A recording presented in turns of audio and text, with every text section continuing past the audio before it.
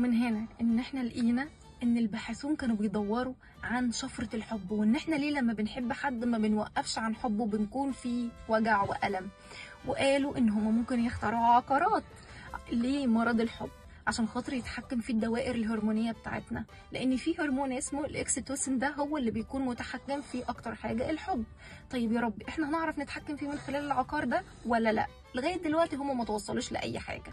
والكتاب ده وجدوا الباحثون ان في حاجات كتير، ان الواحد لما بيحب ما بيكونش عارف يسيطر على نفسه، الدوائر العصبية والنواقل كلها بتكون واقفة وما بتكونش شغالة بشكل طبيعي، وان كيمياء الحب عند الراجل بتختلف عن النساء، ان الست بتحب راجل واحد بس بيكون كل حبها للراجل ده، اما الراجل بيحب ممكن مليون ست في نفس الوقت وبنفس مقدار الحب.